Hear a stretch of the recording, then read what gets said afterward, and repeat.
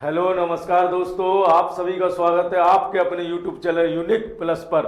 और मैं सचिन आज आपको आपकी तैयारी को और बेहतर करने के लिए जीएस प्रैक्टिस 5 लेकर आया हूं। इसमें अत्यंत उपयोगी क्वेश्चन है जो आपके लिए एग्जाम दृष्टि से अत्यंत महत्वपूर्ण साबित होंगे। चलिए आइए शुरू करते हैं आज का सेशन। तो देखिए आज की मोटिवेशनल लाइन्स हैं, काम करो ऐसा कि एक पहचान बन जाए, काम करो ऐसा कि एक पहचान बन जाए, हर कदम ऐसा चलो कि निशान बन जाए। यहाँ जिंदगी तो हर कोई काट लेता है, यहाँ जिंदगी तो हर कोई काट लेता है, जिंदगी ऐसे जिंदगी जियो इस कदर कि एक मिसाल बन जाए, जिंदगी जियो इस कदर की एक मिसाल बन जाए। चलिए आइए शुरू करते हैं आज के सेशन को। पहला क्वेश्चन है, चलिए आइए पहला क्वेश्चन, निम्नलिखित में से कौन अशोककालीन अभिलेख खरोष्टी लिपि में लिखी गई थी? किसमें लिखे गए थे? खरोष्टी लिपि में। तो देखिए आइए बात करते हैं पहले खरोष्टी लिपि।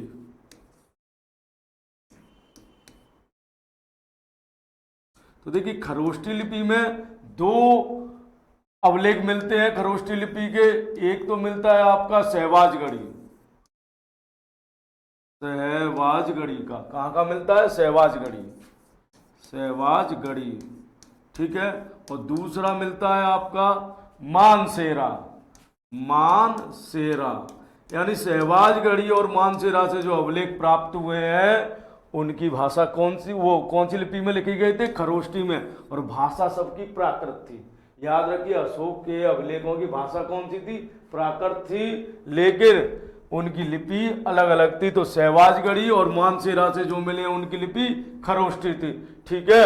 लगमान और तक्षशिला से जो मिले हैं उनकी लिपि अराय मेघा थी। लगमान और तक्षशिला, तक्षशिला के लेखों की लिपि अराय मेघा थी। कौन सी थी? अराय मेघा, ठीक है। जबकि कालसी और गिरनार की लिपि ब्राह्मी थी। कौन सी थी? ब्राह्मी, ठीक है। ये एक अभिलेख अफगानिस्तान के सरेगुना से मिला जो दोभाषीय अभिलेख था। कैसा था? दोभाषीय अभिलेख था। जबकि याद रखिए भारत में ज्यादातर सारे अभिलेख ब्राह्मी लिपि में लिखे गए थे, जबकि खरोष्टी लिपि वाले अभिलेख सहवाजगढ़ी और मानसेरा से मिले हैं, जबकि लगमान वाले तक्षशिला और अराय मेघा से मिले हैं, ठीक है। तो चलिए आगे चलते हैं। अगला क्वेश्चन, अगले क्वेश्चन की ओर चलते हैं हम। अगला क्वेश्चन है कि पंकोदक सन्निरोधे, पंकोदक सन्निरोधे मौर्य प्रशासन द्वारा लिया जाने वाला जुर्माना था। याद रखिए मौर्य काल में किसी भी सजा के लिए मृत्युदंड नहीं था, परंतु अगर आप कर की चोरी करते तो मृत्युदंड था। और इसी प्रकार ये जो जुर्माना है, ये जुर्माना लगता था सड़क पर कीचड़ फैलाने पर, सड़क पर कीचड़ फैलाने पर ये जुर्माना लगता था। तो आप समझ सकते हो मौर्य काल में स्वच्छता का कितना ध्यान दिया रखा गया था कि स्वच्छता के लिए कर लगा दिया गया जिससे स्वच्छ बना रहे, ठीक है। आइए अगले क्वेश्चन की ओर चलते हैं। अगला क्वेश्चन है कि कौटिल्य के अर्थशास्त्र के अनुसार मौर्यकालीन न्याय व्यवस्था, मौर्यकालीन न्याय व्यवस्था, कौटिल्य के अर्थशास्त्र के अनुसार मौर्यकालीन न्याय व्यवस्था में निम्नलिखित न्यायालयों का अस्तित्व मिलता है। तो देखिए मौर्य काल में दो प्रकार के न्यायालय थे, एक थे धर्मस्थयी और एक थे कंटक शोधन। कितने प्रकार के न्यायालय थे? दो प्रकार के, एक धर्मस्थयी और कंटक शोधन। जो धर्मस्थयी थे ये दीवानी मामलों के न्यायालय थे, दीवानी मामलों के,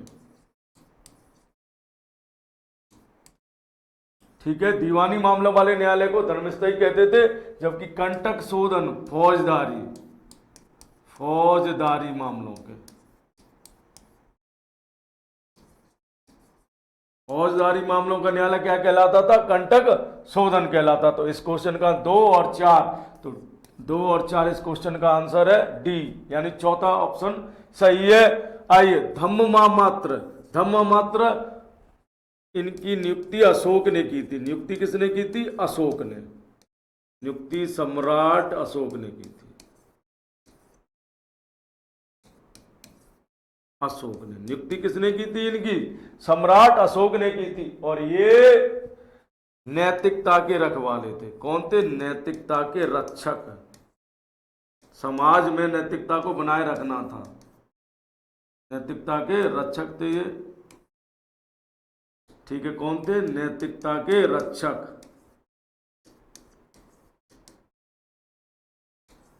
रक्षक। देखिए रज्जुक, रज्जुक जो है अशोक के समय या मौर्य प्रशासन में एक प्रशासनिक अधिकारी थे, जैसे आज के समय जिला अधिकारी की तरह। रज्जुक कौन थे? जिला अधिकारी।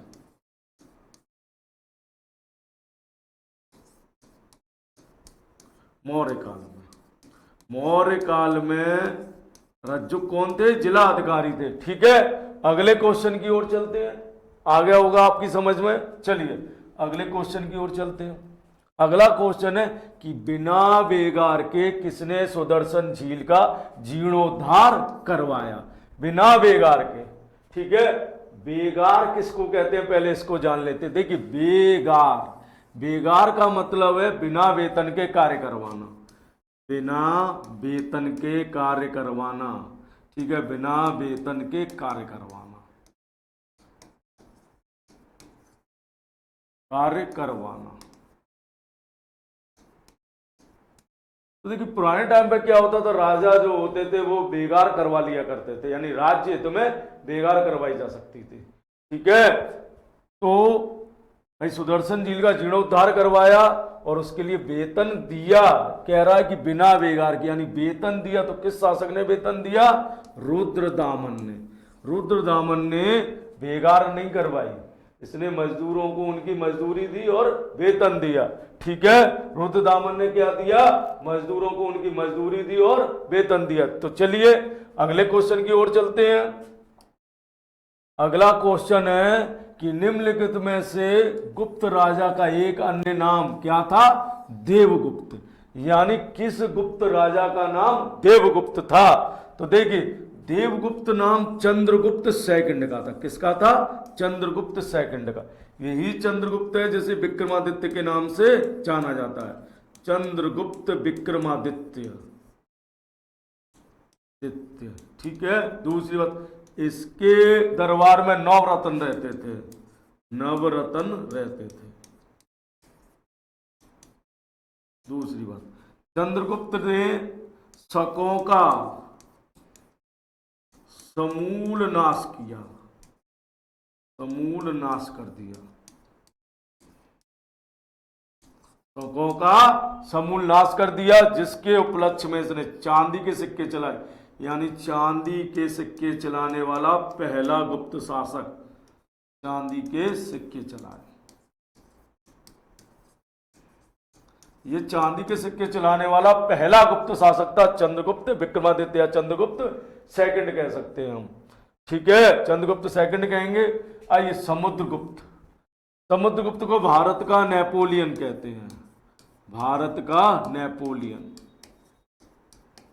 विसेंट स्मिथ ने समुद्रगुप्त को भारत का नेपोलियन कहा है। ठीक है, क्योंकि समुद्रगुप्त अपने जीवन में कोई युद्ध नहीं हारा था, और मेरा मानना है कि समुद्रगुप्त की तुलना नेपोलियन से करना समुद्रगुप्त को कम आंकना है।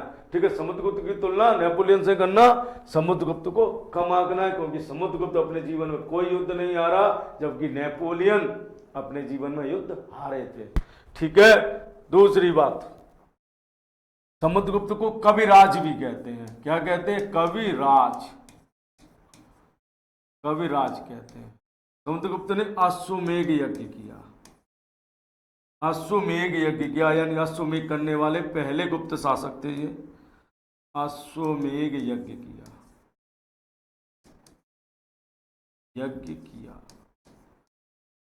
ठीक है, आपसे पूछा है गुप्त वंश का वास्तविक संस्थापक, तो गुप्त वंश का वास्तविक संस्थापक चंद्रगुप्त प्रथम थे। गुप्त वंश के वास्तविक संस्थापक चंद्रगुप्त प्रथम थे, जबकि कुमारगुप्त ने नालंदा विश्वविद्यालय की स्थापना कराई थी। कुमारगुप्त ने किसकी स्थापना कराई थी? नालंदा विश्वविद्यालय की स्थापना कराई थी। और कुमारगुप्त ने भी अश्वमेघ यज्ञ किया था, यानी दो गुप्त शासकों ने अश्वमेघ यज्ञ किया था, समुद्रगुप्त और कुमारगुप्त ने। ठीक है, अच्छा, ये कि मेहरौली का लोह स्तंभ किसने लगवाया? तो मेहरौली का लोह स्तंभ चंद्रगुप्त सेकंड ने लगवाया था, मेहरौली का लोह स्तंभ का लोह स्तंभ मेहरौली का लौह स्तंभ लगवाया, जो अपनी उन्नत तकनीक के लिए जाना जाता है। लौह स्तंभ जिसमें अभी तक जंग नहीं लगी है, ठीक है, अभी तक जंग नहीं लगी है। लौह स्तंभ में इतनी उन्नत तकनीक थी उस समय कि इस प्रकार बनाया गया कि इसमें अभी तक जंग नहीं लगी है। चलिए अगले क्वेश्चन की ओर चलते हैं हम। अगला क्वेश्चन है कि समुद्रगुप्त के प्रयाग प्रशस्ति वाले स्तंभ पर निम्न में से किसका लेख मिलता है? तो देखिए लेख मिलता है जहांगीर का। इस क्वेश्चन का आंसर है जहांगीर। बात करते हैं प्रयाग प्रशस्ति की। तो देखिए प्रयाग प्रशस्ति, प्रशस्ति का मतलब होता है प्रशंसा। किसकी प्रशंसा? समुद्रगुप्त की। तो आइए प्रयाग प्रशस्ति के लेखक कौन है? इसके लेखक है हरिसेन। लेखक कौन है? हरिसेन। प्रयाग प्रशस्ति के लेखक कौन है? हरिसेन है, ठीक है। प्रयाग प्रशस्ति के लेखक कौन है? हरिसेन प्रयाग प्रशस्ति के लेखक है। दूसरी बात, प्रयाग प्रशस्ति पर समुद्रगुप्त की विजयों का वर्णन है। समुद्रगुप्त की विजयों का वर्णन,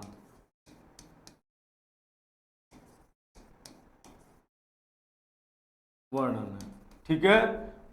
समुद्रगुप्त की विजयों का वर्णन है प्रयाग प्रशस्ति पर। दूसरी बात देखिए, समुद्रगुप्त ने दो प्रकार की नीतियों का पालन किया था। उसने उत्तर भारत के राज्यों को जीता और विलय कर लिया, जबकि दक्षिण भारत के राज्यों में उसने जीता और छोड़ दिया, यानी मोक्षानुग्रह की नीति अपनाई और उनसे वार्षिक कर लेता रहा और उन्हें स्वतंत्र रखा उसने, ठीक है। ये उसकी नीति बहुत अच्छी राजनीति का परिचय देती है, क्योंकि उस समय इतने संसाधन नहीं थे कि आप दक्षिण पर सीधे नियंत्रण रख सकें। और समुद्रगुप्त ने उसी नीति का पालन करते हुए दक्षिण के राज्यों को स्वतंत्र रहने दिया और उससे वार्षिक कर लेता रहा, ठीक है।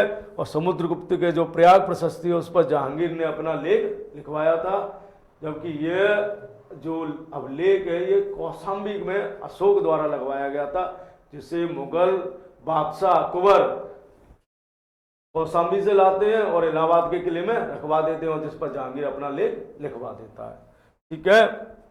आइए अगले क्वेश्चन की ओर चलते हैं।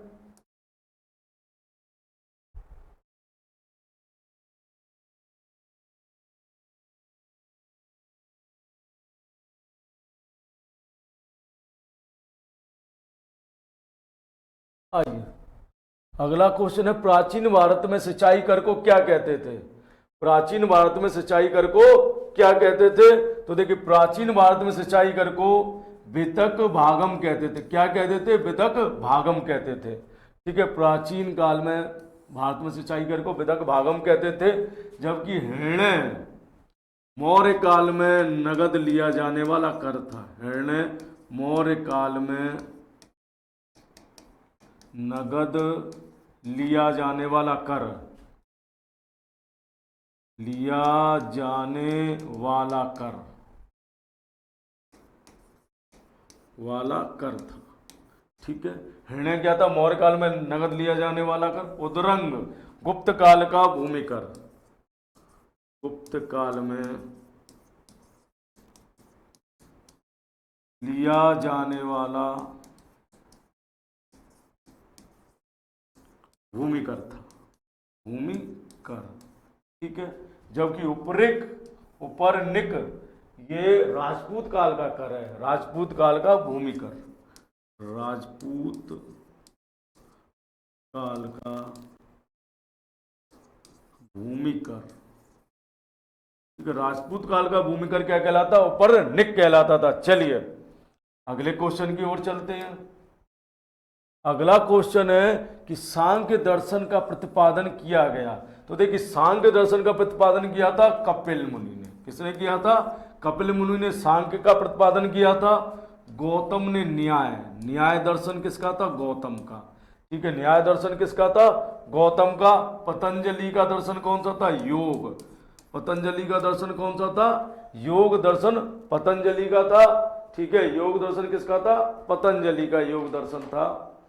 और जैमिनी, ठीक है, जैमिनी का दर्शन मीमांसा।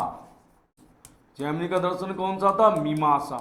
मीमांसा किसका दर्शन था? जैमिनी का। ठीक है, तो आपसे क्वेश्चन पूछा गया कि सांख्य दर्शन के प्रतिपादक कौन थे? तो सांख्य दर्शन के प्रतिपादक कपिल मुनि थे। गौतम द्वारा न्याय, जैमिनी द्वारा मीमांसा और पतंजलि का दर्शन क्या था? योग था। ठीक है, पतंजलि का दर्शन कौन सा था? योग। अगले क्वेश्चन की ओर चलते हैं। हर्ष के समय की सूचनाएं किसकी पुस्तकों में निहित हैं? हर्ष के समय की सूचनाएं किसकी पुस्तकों में निहित हैं? तो देखिए, हर्ष के समय की जो सूचनाएं हैं वो कल्हड़ की पुस्तकों में मिलती हैं। कल्हड़ की पुस्तक कौन सी है? राज तरंगणी, तरंगणी से मिलती है। ठीक है, जबकि आई हर्ष जो है ये हर्षवर्धन, हर्ष कौन है? हर्षवर्धन, ये वर्धन वंश के शासक है, या जिसको मौखरी वंश का शासन कहा जाता है, जिन्होंने थानेश्वर और कन्नौज पर शासन किया था। हर्षवर्धन के दरबारी कवि कौन थे? दरबारी कवि,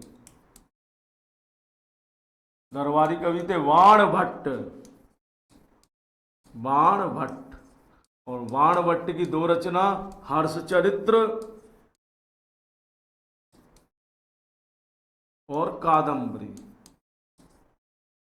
बाण भट्ट की दो रचना हर्षचरित्र और कादंबरी। ठीक है, बात करते हैं कालिदास। कालिदास जो है चंद्रगुप्त सेकंड के नवरत्नों में शामिल थे। चंद्रगुप्त सेकंड के नवरत्नों में शामिल थे, नौ में शामिल। ठीक है, कालिदास चंद्रगुप्त सेकंड के नवरत्नों में शामिल थे। ठीक है, अगले क्वेश्चन की ओर चलते हैं। अगला क्वेश्चन है कि वेन-सांग की भारत यात्रा के समय सूती वस्त्र के उत्पादन के लिए सबसे प्रसिद्ध नगर कौन सा था? तो देखिए, वेन-सांग के समय मथुरा सूती वस्त्र के लिए प्रसिद्ध था, जबकि वाराणसी रेशमी वस्त्र के लिए प्रसिद्ध था। वाराणसी किसके लिए प्रसिद्ध था? रेशमी वस्त्र के लिए, रेशमी वस्त्र के लिए प्रसिद्ध था वाराणसी। ठीक है, तो देखिए इस क्वेश्चन का आंसर है मथुरा। मथुरा किसके लिए प्रसिद्ध था? जब वेन-सांग भारत आए थे तो सूती वस्त्र के लिए प्रसिद्ध था। बात करते हैं वेन-सांग की। देखिए, वेन-सांग हर्षवर्धन के शासनकाल में भारत आए थे, हर्षवर्धन के काल में आए। किसके काल में आए थे? हर्षवर्धन के काल में आए थे वेन-सांग। ठीक है, दूसरी बात, वेन-सांग ने अपनी यात्रा का विवरण, यात्रा का विवरण किस पुस्तक में दिया है? सीयूकी में, विवरण सीयूकी में दिया है। ये किस में दिया है? सीयूकी में दिया है। दूसरी बात, अपनी यात्रा का विवरण किस में दिया है? सीयूकी में दिया है। दूसरा, वेन-सांग ने नालंदा, नालंदा विश्वविद्यालय में, नालंदा विश्वविद्यालय में शिक्षा ग्रहण की थी। वेन-सांग ने नालंदा विश्वविद्यालय में शिक्षा ग्रहण की, शिक्षा ग्रहण की। कहाँ शिक्षा ग्रहण की? नालंदा विश्वविद्यालय में शिक्षा ग्रहण की। ठीक है, दूसरी बात, वेन-सांग को तीर्थ यात्रियों का राजकुमार कहते हैं, तीर्थ यात्रियों का राजकुमार।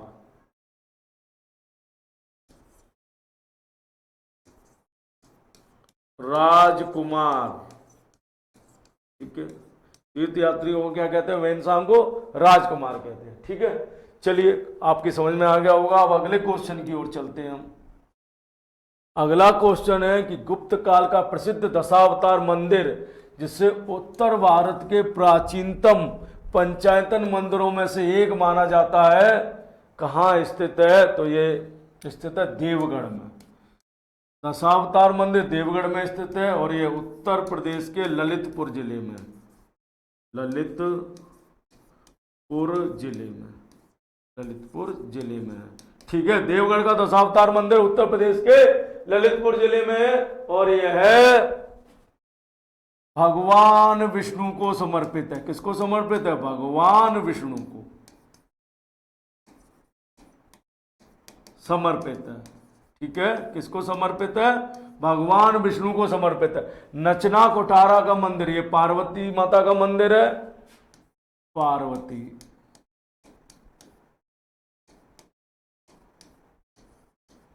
का मंदिर, इसे पार्वती का नचना कोठारा का मंदिर कहते हैं। और ये मध्य प्रदेश के पन्ना जिले में स्थित है। कहां स्थित है? मध्य प्रदेश के पन्ना जिले में स्थित है। भीतर गांव का मंदिर कानपुर में। कहां स्थित है? कानपुर में। ठीक है, ये ईंटों का बना हुआ है। किसका बना हुआ है? ईंटों का बना हुआ भीतर गांव का मंदिर। ठीक है, आइए इधर लिख देते हैं, भीतर गांव का मंदिर।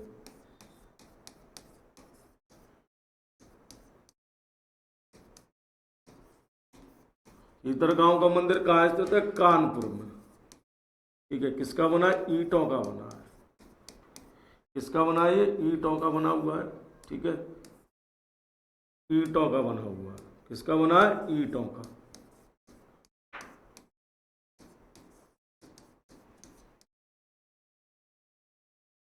किसका बना हुआ है?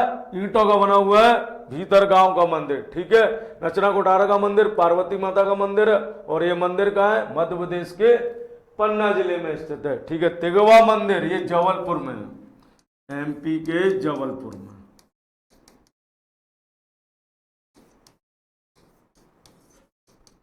देखिए, याद रखिए, सारे जो मंदिर हैं ये किसको समर्पित है? ये सारे मंदिर जो है गुप्त काल के हैं। किस काल के हैं? गुप्त काल के हैं सारे मंदिर। चलिए अगले क्वेश्चन की ओर चलते हैं। अगला क्वेश्चन है, उत्तर भारत में प्रचलित मंदिर वास्तुकला की शैली। तो देखिए, उत्तर भारत में मंदिरों की जो शैली प्रचलित है वो नागर शैली है। कौन सी शैली है? नागर शैली। उत्तर भारत में जो मंदिर निर्माण की शैली है वो नागर शैली है, जबकि द्रविड़ शैली दक्षिण भारत में। दक्षिण भारत में मंदिर निर्माण की जो शैली है वो द्रविड़ शैली है। और उत्तर और दक्षिण भारत के शैलियों को, यानी नागर और द्रविड़ शैली को मिलाकर जो शैली बनती है वो बेसर शैली है, या मैं कहूं नागर प्लस द्रविड़ बराबर ना बेसर शैली। ठीक है, गौतिक शैली ये यूरोपीय शैली है। कौन सी शैली है? यूरोपीय शैली। गौतिक शैली कौन सी है? यूरोपीय शैली है। ठीक है, गौतिक शैली कौन सी है? यूरोपीय शैली है। ठीक है, तो चलिए इसी के साथ मैं आज का सेशन समाप्त करता हूं। और मैं उम्मीद करता हूं कि आप सभी को आज का सेशन पसंद आया होगा। ठीक है, और इसी के साथ मैं अलविदा लेता हूं और आप लोगों को उम्मीद करता हूं कि आपको सेशन पसंद आया होगा और अपनी तैयारी को आप मजबूत करेंगे। ठीक है, चलिए नमस्कार।